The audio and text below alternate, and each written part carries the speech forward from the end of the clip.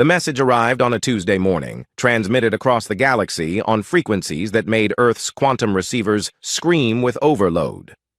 Admiral Sarah Chen stood in the communications center of Luna Base, watching the alien symbols translate themselves into human text on the main screen.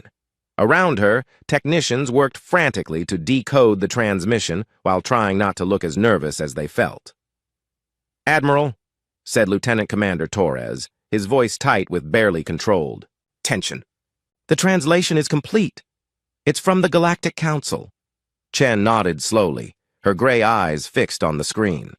After 3 years of brutal warfare that had stretched across dozens of star systems, the aliens were finally ready to talk. Or so they claimed. The message was simple and direct in the way that ultimatums always were. The Galactic Council demanded that humanity send representatives to Kepler Station for immediate negotiations. They would discuss terms for ending the conflict that had begun when humans refused to accept their place as a protected species under alien oversight. Chen read the message 3 times before speaking. "How long do we have to respond?" 72 hours, Admiral. They want an answer by then, and if we agree, they expect our delegation to arrive at Kepler Station within 2 weeks. The Admiral turned away from the screen and walked to the observation window that looked out over Earth's scarred moon. The surface still bore the marks of the Zephyrian attack 18 months ago, when the insectoid aliens had tried to establish a forward base there. The craters and melted metal served as a constant reminder of what humanity was fighting against. "Send a message to Earth Command," Chen said quietly. "Tell them we accept. I'll lead the delegation myself." Torres looked surprised. "Admiral, are you sure that's wise? The Council representatives include some of the most dangerous species in the galaxy. The Veltar alone have destroyed 12 civilizations in the past 1,000 years. Chen smiled, but there was no warmth in it. "That's exactly why I need to be there, Commander. This isn't just about negotiations, this is about sending a message." 2 weeks later, the human diplomatic vessel Defiance approached Kepler Station through the swirling nebula that surrounded the ancient structure. The station was enormous, built by a long-dead race millions of years ago, and now serving as neutral ground for the galaxy's most important political meetings. Its crystalline spires reached out into space like the fingers of some cosmic hand, each one large enough to house a small city. Chen stood on the bridge of the Defiance, watching the station grow larger through the viewscreen. Behind her, the ship's captain gave quiet orders to the crew, preparing for docking procedures. The Defiance was not the largest ship in the human fleet, nor was it the most heavily armed, but it was fast, and it was equipped with the most advanced technology humanity had developed during the war. "Admiral," said the ship's communication officer, "we're receiving docking instructions from Kepler Station, Bay 17, Level 4. "Follow their instructions," Chen replied, "and remind the crew that this is a diplomatic mission. No weapons are to be visible, and everyone is to follow standard protocols." The docking process took 30 minutes, during which Chen reviewed the files on each of the alien species she would be meeting. The Galactic Council consisted of 12 races, each one ancient and powerful in its own way. The Veltar were master strategists who thought in terms of centuries rather than years. The Zephyrian Hive was a collective intelligence that could coordinate millions of individuals as if they were parts of a single organism. The Ethon Collective possessed psychic abilities that could read and manipulate the minds of other species. Then there were the others. The Chronari Empire, whose warriors had conquered half the galaxy before joining the Council. The Nexus Syndicate, master traders who controlled most interstellar commerce. The Hegemony of Suns, an alliance of solar-powered beings who lived in the cores of stars. Each species represented thousands of years of technological development and military experience. Against all of this, humanity stood alone. 3 years ago, when the Council had first contacted Earth, they had offered humanity a simple choice: accept protection under Council oversight, or face the consequences of trying to expand into space without permission. The human government had chosen to fight, and the war that followed had been devastating. Human colonies on the edge of known space had been destroyed. Entire fleets had been wiped out in battles that lasted only minutes. The aliens had superior technology, superior numbers, and superior experience. By every logical measure, humanity should have surrendered long ago. But humans had never been particularly logical. Chen made her way to the airlock where her small delegation was waiting. There were only 4 of them in total. Herself, 2 diplomatic aides, and a single security officer.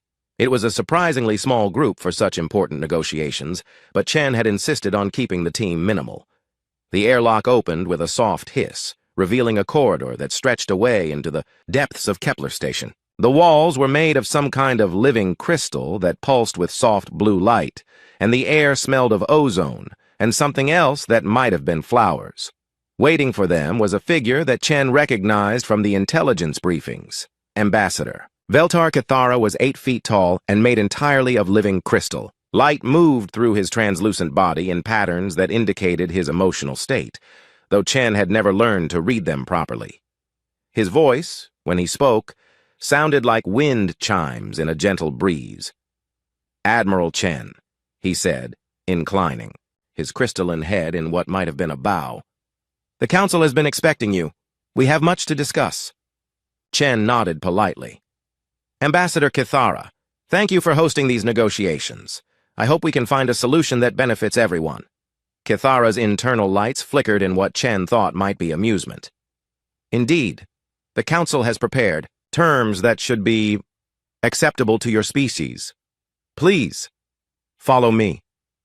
They walked through corridors that seemed to stretch on forever, past chambers filled with alien beings that Chen recognized from intelligence reports. Some were clearly tourists or traders, but others were obviously military personnel from various council species. All of them stopped to stare at the human delegation as they passed.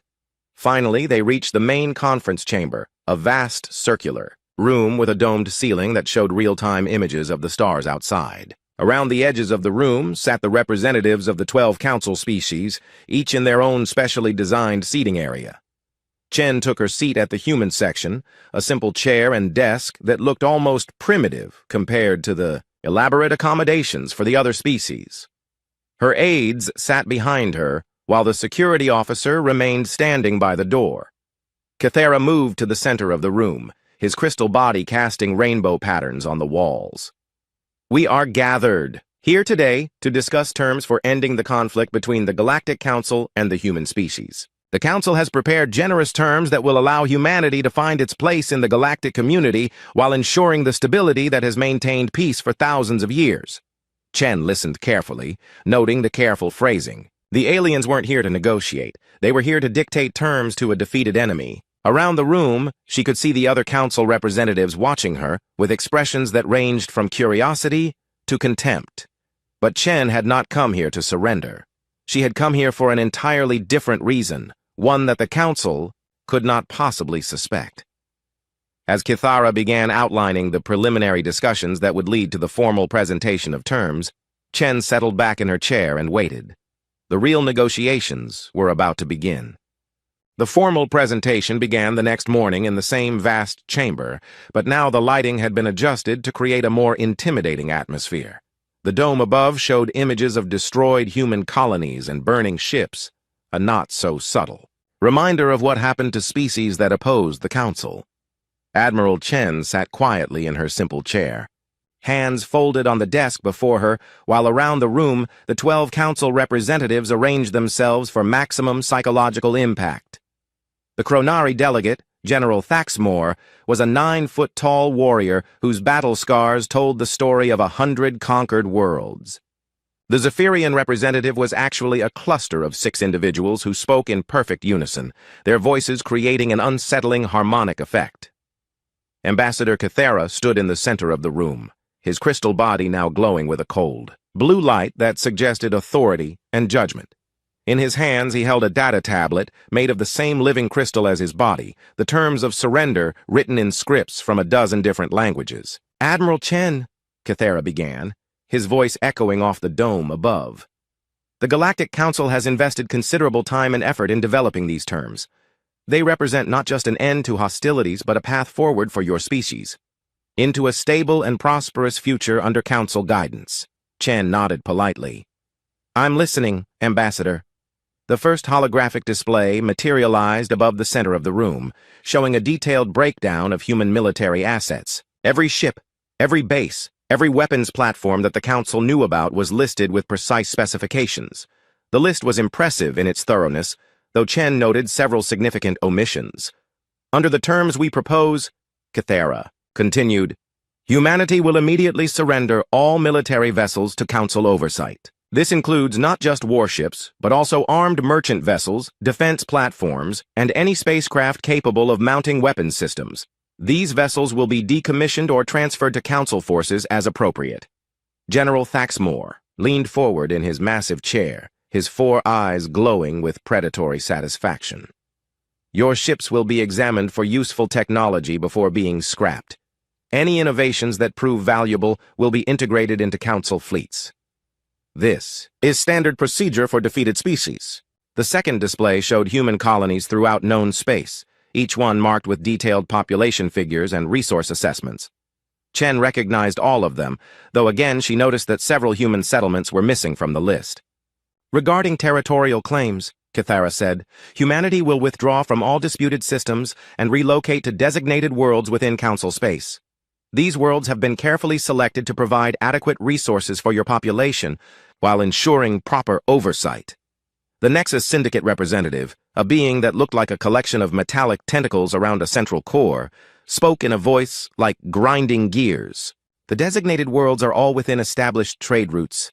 Your people will have opportunities for employment in Council industries, providing mutual benefit to all parties. Chen made a note on her tablet, though she was actually activating a recording system that would transmit everything back to Earth Command. How many worlds are we talking about? 7 worlds in 3 systems, Kythera replied. This represents a significant improvement over your current scattered holdings. Centralized population centers are much more efficient and easier to administer. The Taijie third display was the most shocking. It showed population statistics for every human world, broken down by age, profession, and what the aliens called utility ratings. Chen's expression didn't change, but inside she felt a cold anger building. The Council recognizes that humanity possesses certain unique traits that could be valuable to the galactic community, Kythera explained.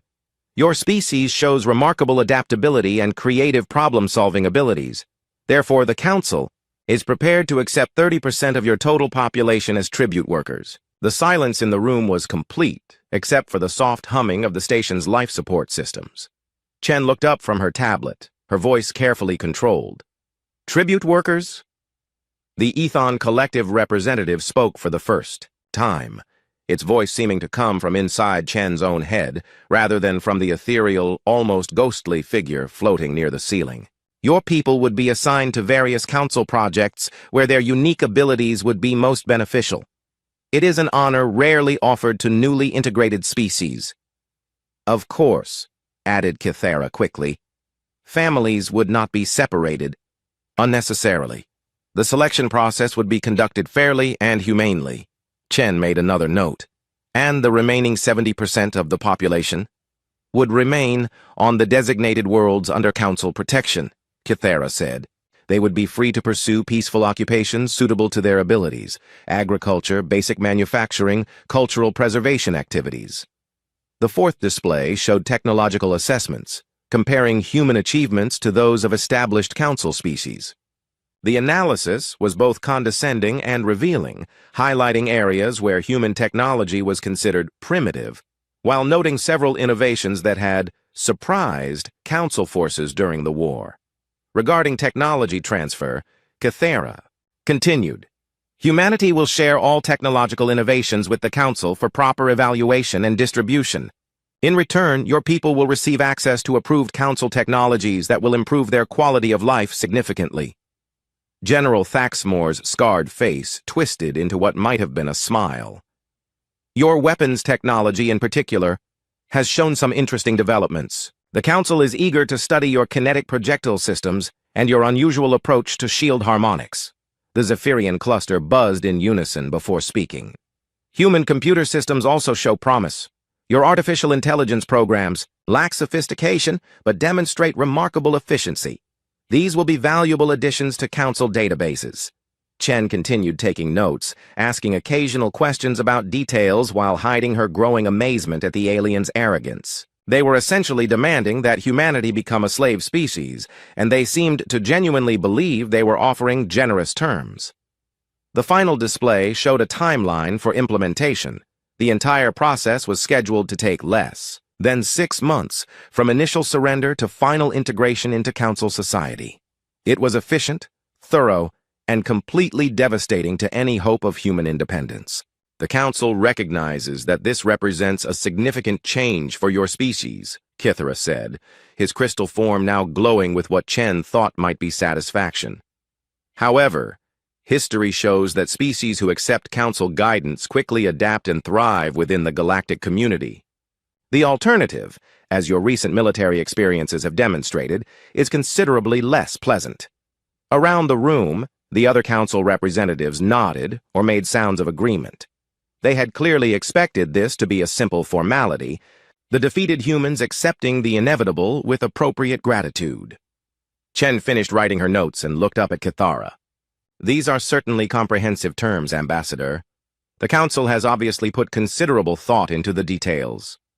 Indeed, Kithara replied, his internal lights flickering with pleasure. The Council has extensive experience in integrating new species into galactic society. These procedures have been refined over thousands of years. I can see that, Chen said neutrally. However, I will need to consult with my government before providing an official response. These are significant decisions that will affect my entire species. There was a moment of surprise around the room. Clearly, the Council representatives had expected immediate acceptance or, at worst, some futile attempt at negotiation for slightly better terms. Kithara's lights dimmed slightly. Of course, Admiral. How much time do you require? Chen checked her chronometer. I should be able to provide you with humanity's official response by tomorrow morning. Will that be acceptable? Certainly, Kithara said, though his tone suggested he found the delay unnecessary. The Council is prepared to be patient with your decision-making process. We understand that accepting reality can be difficult for proud species. Chen stood up, followed by her 2 aides and the security officer. Thank you for your understanding, Ambassador. I look forward to continuing our discussions tomorrow. As they left the chamber, Chen could feel the eyes of all 12 Council representatives following them. She maintained her calm composure until they were safely back aboard the Defiance, but once the airlock sealed behind them, she allowed herself a small smile. The aliens had just made the biggest mistake in their long and bloody history. They had shown their hand completely, revealing not just their plans for humanity, but their fundamental assumptions about human nature and capabilities. Tomorrow morning, they would learn just how wrong they had been. Admiral Chen waited until the Defiance was completely secure before making her way to the ship's communication center. The small chamber was equipped with humanity's most advanced quantum entanglement communicator, a device that could send messages across the galaxy instantaneously. More importantly, it was completely undetectable by any known alien technology. Lieutenant Commander Martinez was already at the communication station, running final security checks on the system. Around the room, other crew members worked quietly, at their stations, maintaining the ship's systems while trying not to look as curious as they felt about what their admiral was planning to discuss with Earth Command. The channel is secure, Admiral, Martinez reported. We have a direct line to General Harrison at Earth Command. Chen settled into the communication chair and activated the holographic display. Within seconds, the familiar face of General Marcus Harrison appeared before her, his expression serious but alert. Behind him, she could see the bustling activity of Earth Command's Strategic Operations Center. Admiral Chen, Harrison said without preamble. Report. The Council has presented their terms, General. They want complete surrender, relocation, of our population to 7 designated worlds. 30% of our people as tribute workers, and full technology transfer. Harrison's expression didn't change, but Chen knew him well enough to see the anger burning in his eyes. Essentially slavery, then. Dressed up in diplomatic language, but yes, Chen confirmed. They're clearly confident that we have no choice, but to accept. Their arrogance is even more complete than our intelligence suggested. Perfect, Harrison said, and now he was smiling. Are you ready to proceed with Prometheus? Chen felt a surge of satisfaction. After 3 years of careful planning and sacrifice, the moment had finally arrived. Yes, sir. All pieces are in position. How is the fleet status? Harrison's image shifted as he turned to consult with someone off-screen. When he looked back, his expression was grim but determined. Admiral Torres reports that the Prometheus fleet is at full readiness. 237 ships, all equipped with phase shift technology and AI-guided weapon systems. They've been holding position in the Void sector for the past 6 months. Chen nodded. The Void sector was a region of space between galaxies where no stars existed, making it effectively invisible to long-range sensors. It had been the perfect hiding place for humanity's real military force, while the aliens focused on destroying decoy fleets and obsolete ships. What about the sleeper teams? She asked. Operation Sandman is green across the board, Harrison replied. We have teams in position on 47 Council worlds, including all 12 homeworlds. Agent Rodriguez confirms that the sabotage packages are ready for activation on your signal. Chen allowed herself a moment of pride in her species. For 3 years, while the galaxy watched humanity apparently struggle against overwhelming odds, thousands of human agents had been infiltrating Council territory. They had posed as refugees, traders, and workers, slowly working their way into positions where they could access critical infrastructure. The aliens' own arrogance had made it possible. They saw humans as primitive and harmless, beneath their notice except as a military nuisance. The idea that humans could conduct sophisticated espionage operations had never occurred to them. And the technology demonstrations? Chen asked. Harrison's smile widened. Dr. Yamamoto says the new weapons are performing beyond expectations. The phase shift drives allow our ships to move through dimensions the aliens don't even know exist. Their shields and weapons are completely useless against attacks they can't detect or predict. Chen remembered the test footage she had seen before. Leaving Earth. Human ships appearing and disappearing like ghosts. Weapons that learned and adapted to enemy countermeasures. AI systems that could coordinate thousands of simultaneous actions with inhuman precision. The technology represented a completely different approach to warfare than anything the Council species had ever encountered. What about the AI? She asked. Area is ready, Harrison said, referring to the Adaptive Response Intelligence Array. That would coordinate the entire operation. She's been analyzing Council tactics and strategies for 2 years now. Her projections suggest a 94% probability of complete success. Chen nodded. Area was perhaps humanity's greatest achievement, an artificial intelligence that didn't just follow programmed instructions, but actually learned and adapted in real time. The aliens had nothing comparable, relying instead on traditional command, structures that could be predicted and exploited. The volunteers? Chen asked, though she already knew the answer. Every single crew member in the Prometheus fleet volunteered for this mission, Harrison said quietly. They know the risks, and they know what we're fighting for. Morale has never been higher. Chen felt a surge of emotion that she quickly suppressed. The human crews hiding in the Void sector were all volunteers who had been willing to fake their own deaths and leave their families behind for 3 years. All for this moment. Their sacrifice made what was about to happen possible. Admiral, Harrison continued, I need to ask you directly. Are you certain the Council will reject our counter-proposal? Chen thought about the arrogant aliens she had faced that morning. Their complete confidence in their own superiority and their obvious contempt for human capabilities.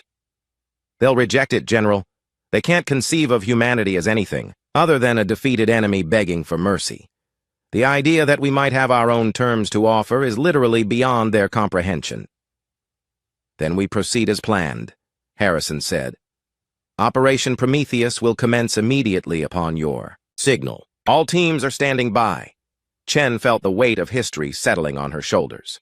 In a few hours, she would give an order that would change the balance of power in the galaxy forever.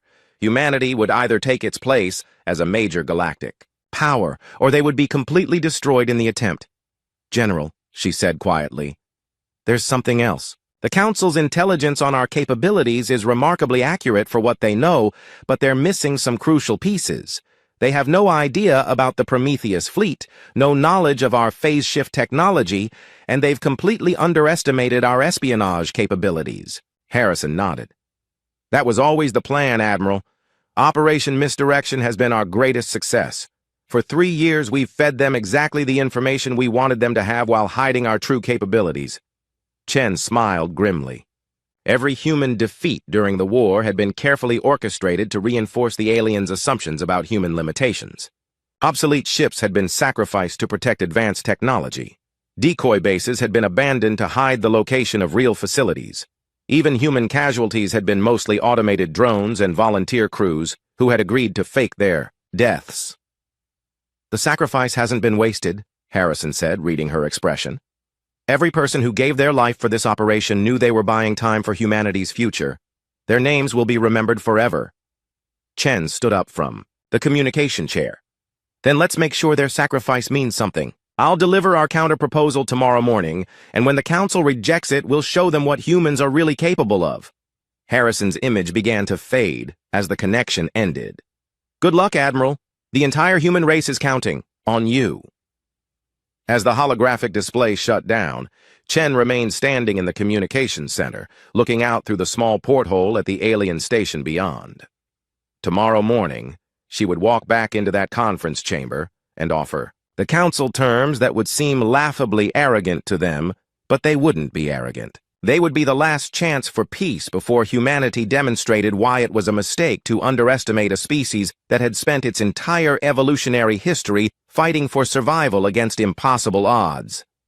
Chen made her way back to her quarters, where she would spend the next few hours reviewing the final details of humanity's counter-proposal. It was comprehensive, fair, and completely unacceptable to the alien mindset that saw the galaxy as their personal domain, which was exactly what made it perfect for what was about to happen. Outside her porthole, the stars looked the same as they always had.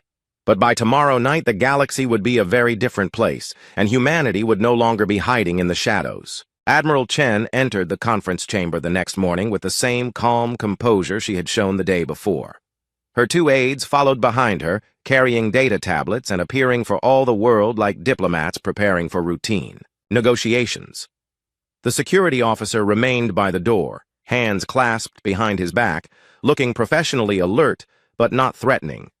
The 12 council representatives were already assembled, their various forms of alien biology creating an intimidating display around the circular chamber. The morning light filtering through the dome above cast strange shadows that seemed to emphasize the predatory nature of several species. Chen noted that they had arranged themselves even more formally than the previous day, clearly expecting this to be the moment of humanity's final surrender. Ambassador Kithara stood in the center of the room, his crystal body glowing with what Chen had learned to recognize as satisfaction. Around him, holographic displays showed updated casualty reports from the ongoing war, each image carefully chosen to emphasize human losses and alien superiority. "Admiral Chen," Kithara said as she took her seat, "I trust you have had sufficient time to consult with your government regarding our generous terms?"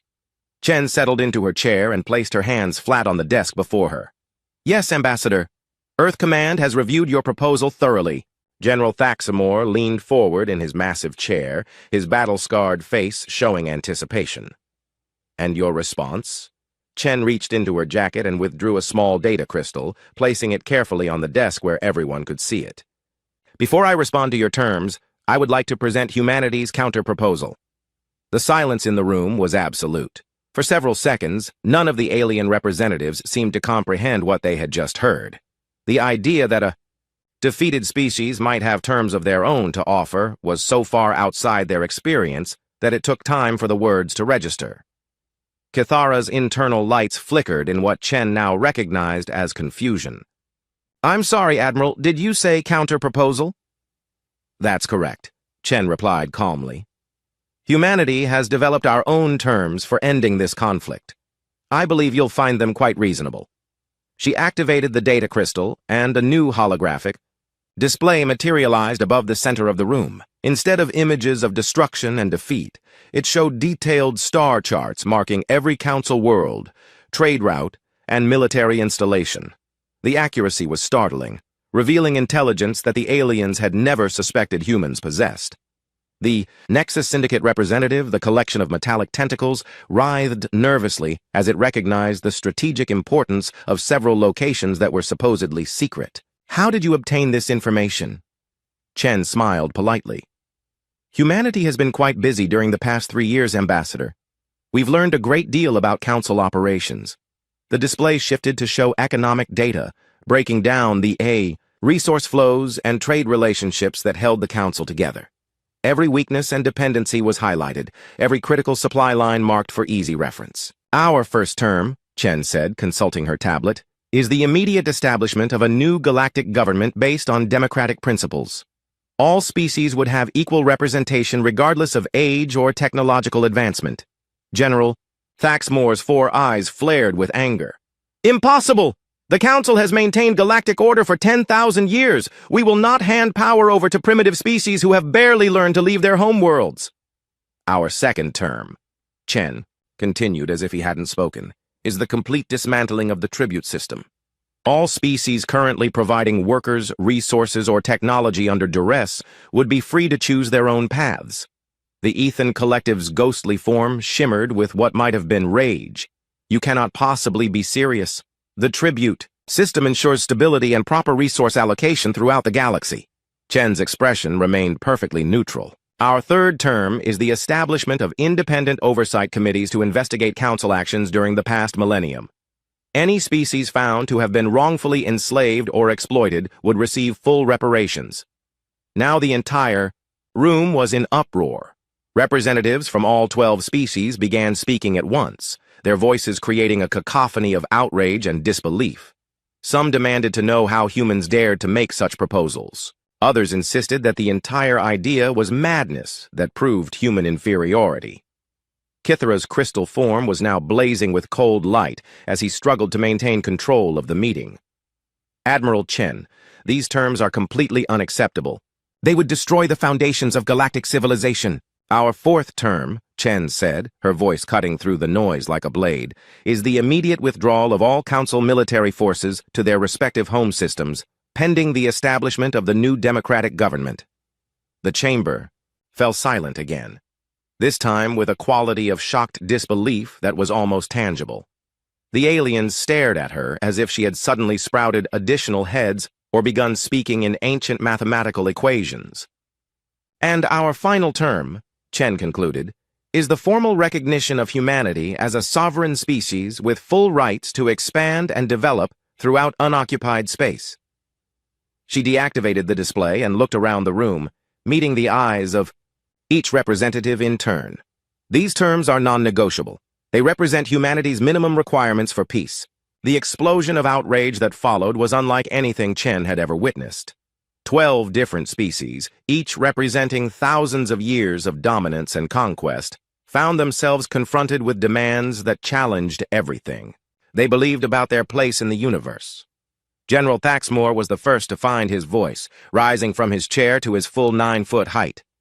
This is insanity. You are a defeated species. You have no right to make demands of any kind. The Zephyrian cluster buzzed in perfect unison, their harmonic voices creating an almost hypnotic effect. Your arrogance exceeds even our worst projections of human psychology. You will accept our terms or face complete annihilation. Kithara moved closer to Chen's position, his crystal body now pulsing with angry red light. Admiral, I strongly suggest you reconsider this course of action. The Council has been more than generous in our original offer. These demands you present are the ravings of a species that has lost all connection to reality. Chen listened to the tirade with apparent patience, occasionally making notes on her tablet. When the immediate outburst had died down to angry muttering, she looked up and spoke in the same calm tone she had maintained throughout. I take it the Council rejects humanity's terms? Of course we reject them, Kithara snapped, his crystalline form crackling with energy. They are completely impossible. Chen nodded as if this was exactly what she had expected. In that case, there's nothing more to discuss. She stood up from her chair, followed immediately by her 2 aides. The security officer moved away from the wall, taking up position near the door as the small human delegation prepared to leave. The aliens stared in complete bewilderment. This was not how negotiations were supposed to work. Defeated species either accepted the terms offered by their betters, or they made desperate pleas for slightly better conditions. They did not simply walk away. Wait! Kithara called out as Chen reached the center of the room. Where are you going? Chen paused and turned back to face him. Back to my ship, Ambassador. The negotiations appear to be concluded. Concluded? General Thaxmore's voice was a roar of disbelief. We haven't even begun to discuss realistic terms. You cannot simply leave. Actually, we can, Chen replied pleasantly. You presented your terms yesterday. We presented ours this morning. Since neither side finds the other's position acceptable, there's nothing left to negotiate. The Nexus Syndicate representative's tentacles writhed frantically. But that's not how these things work. There must be compromise, discussion, modification of positions. Chen shook her head. Not in this case, I'm afraid. Humanity's terms are final just as yours were. Since you've rejected them, we'll proceed with our alternative plans. She turned to leave again, but Cathara's voice stopped her once more. What alternative plans? Chen looked back over her shoulder, and for the first time since entering the chamber, her expression showed something other than diplomatic neutrality. The smile that crossed her face was cold and sharp as winter starlight. You should have accepted our terms 3 years ago when we first offered them, she said quietly. Now you'll discover what humans are really capable of when we stop playing defense. The human delegation walked out of the chamber, leaving behind 12 of the most powerful beings in the galaxy, staring after them in complete confusion and growing alarm. Behind them, as the doors sealed shut, voices began rising again in argument and speculation. But Chen was no longer listening. She had delivered humanity's message, and now it was time for the galaxy to learn what that message really meant. The Defiance was waiting, and beyond it, hidden in the darkness between stars, the real human fleet was already moving into position. The first sign that something was wrong came exactly 4 hours after the human delegation departed Kepler Station. Ambassador Cathara was in his private chambers, trying to understand what had just happened in the conference room, when his personal communication system began screaming emergency alerts. The holographic display that materialized showed chaos. On Veltar Prime, the crystalline homeworld of his species, every major power grid had failed simultaneously. Transportation networks were down. Communication arrays were broadcasting gibberish. Most alarming of all, the orbital defense platforms that protected the system had gone completely dark. Cathara's crystal form blazed with panic as he tried to contact other council representatives. What he discovered made his internal light dim with growing horror. Similar reports were flooding in from every council homeworld. The Zephyrian Hive's central coordination nodes had been infected with a virus that turned their perfect harmony into cacophonous noise. The Chronari Empire's military command centers were locked in recursive logic loops that prevented any orders from being issued. On Nexus Prime, the great trading computers that managed interstellar commerce had begun transferring vast sums of money to accounts that didn't exist, while simultaneously broadcasting the private financial records of every major council leader to public networks. The Ethon Collective's psychic amplifiers, the source of their mental powers, had been reprogrammed to broadcast human poetry instead of telepathic commands. But the technical failures were only the beginning. As Cathara watched in growing disbelief, new contacts began appearing on long-range sensors throughout council space. Ships that didn't match any known design were emerging from what looked like empty space, materializing as if they had stepped through doorways between dimensions. The vessels were clearly human in origin, but they bore no resemblance to the crude ships that council forces had been destroying for 3 years. These were sleek, predatory craft that seemed to bend light around themselves as they moved. Their hulls showed no visible weapons, but that only made them more menacing. General Thaxmore's voice crackled over the emergency communication channel, his usual confidence replaced by something approaching fear. Cathara, what intelligence do you have on these new human vessels? Our sensors can barely detect them, and our weapons are having no effect. Before Cathara could respond, the holographic display shifted to show a battle taking place in the Chronari system. A single human ship, no larger than a council destroyer, was engaged with an entire Chronari battle fleet.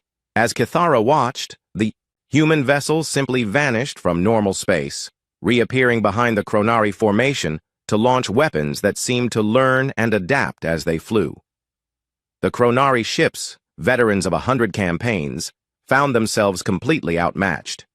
Their shields offered no protection against attacks that phased through them as if they didn't exist. Their weapons couldn't target enemies that existed in multiple dimensions simultaneously.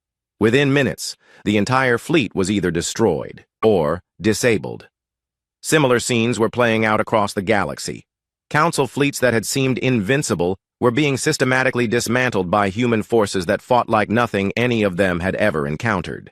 The humans weren't just winning, they were demonstrating a complete technological superiority that made the past 3 years of warfare look like elaborate theater. The communication channel crackled with reports from panicked Council commanders. Human ships were appearing in supposedly secure systems, bypassing defenses that had protected those worlds for millennia. But most disturbing of all, they weren't behaving like conquerors. They were behaving like liberators. On worlds where tribute species had been forced to work in Council factories, human marines were landing to free the workers and provide them with weapons to defend themselves. Ancient slave compounds were being opened. Their inhabitants offered transport to free worlds or assistance in reclaiming their homelands. Everywhere the humans went, they brought the same message. The old order was ending, and every species would have the chance to choose its own destiny. The Nexus Syndicate representative's voice joined the emergency channel, his mechanical tones, heavy with despair. The humans have complete financial records for every major Council operation. They're broadcasting evidence of corruption, exploitation, and war crimes to every inhabited world in the galaxy. Our authority is collapsing. Kythera tried to process what he was seeing. In less than 6 hours, humanity had gone from a defeated species begging for mercy to a galactic superpower that was systematically dismantling everything the Council had built over 10,000 years. It was impossible, unthinkable, and yet undeniably happening. The final blow came when Admiral Chen's face appeared on every communication screen in Council space simultaneously. She was standing on the bridge of a ship that looked like it had been built from crystallized starlight, with crew members that moved with inhuman precision around control stations that defied easy understanding. "Citizens of the galaxy," she began, her voice carrying clearly across dozens of languages and species. "I am Admiral Sarah Chen of the Terran Accord. For 3 years, humanity has endured a war of aggression launched by the Galactic Council. Today, that war ends." Behind her, displays showed the positions of human fleets throughout Council space. There were hundreds of ships, possibly thousands, all of them clearly superior to anything the Council possessed. The Council offered humanity a choice between slavery and extinction, Chen continued. We chose a third option: liberation, not just for ourselves, but for every species that has suffered under Council domination. The camera view expanded to show the full bridge, revealing crew members from dozens of different species working alongside humans. Former tribute workers, freed slaves, and refugees from Council oppression had all found places in humanity's forces. "We offer new terms to the galaxy," Chen said. "Every species will have the right to self-determination. Every world will choose its own government. Every individual will be free to pursue their own destiny without interference from those who claim superiority through age or conquest." Kythera felt his crystal form beginning to crack under the stress of what he was witnessing. The human admiral was offering exactly what she had proposed that morning, but now she was in a position to enforce her terms rather than merely suggest them. "To the former Council leadership," Chen said, her expression hardening slightly, "you have 24 hours to order the complete withdrawal of your forces to your home systems. Any attempt to continue hostilities will be met with overwhelming force. Any attempt to harm tribute populations will be considered a war crime and prosecuted accordingly." The transmission shifted to show live feeds from across the galaxy. Human ships were broadcasting the same message in every known language while simultaneously demonstrating their technological supremacy. Council fleets were surrendering rather than face destruction, their commanders finally understanding that they were facing an enemy they had never truly known. "The age of domination is over," Chen concluded. "The age of cooperation begins now. To those species ready to join us in building a better galaxy, we offer partnership and friendship. To those who cling to the old ways of conquest and exploitation, we offer one final warning. Humanity has spent 3 years learning everything about you. We know your strengths, your weaknesses, and your fears. Do not test our resolve." The transmission ended, leaving Council space in stunned silence, broken only by the sounds of surrendering fleets and collapsing infrastructure. In his chambers on Kepler Station, Kythera slowly dimmed his internal lights as the full scope of humanity's deception became clear. For 3 years, while the Council had celebrated easy victories over primitive human forces, the real human military had been hidden, growing stronger and preparing for this moment. Every human defeat had been carefully orchestrated to maintain the illusion of weakness while gathering intelligence on Council capabilities. Every plea for peace had been an opportunity to study their enemies. Every destroyed human ship had been a small price to pay for information that would make the final victory possible. The humans had played a game that lasted 3 years, and they had won before the Council ever realized they were playing. As reports continued to flood in of Council forces surrendering across the galaxy, Kythera finally understood what Admiral Chen had meant when she said the negotiations were concluded. There had never been any negotiations. There had only been humanity giving the Council one last chance to surrender peacefully before demonstrating why resistance was futile. The galaxy would never be the same, and perhaps that was exactly what it needed. Outside his window, human ships moved through space like schools of metallic fish, beautiful and deadly and utterly alien in their approach to warfare. They had come not as conquerors, but as liberators, offering freedom to species that had forgotten what the word meant. For the first time in his long life, Kythera wondered if perhaps the humans were right.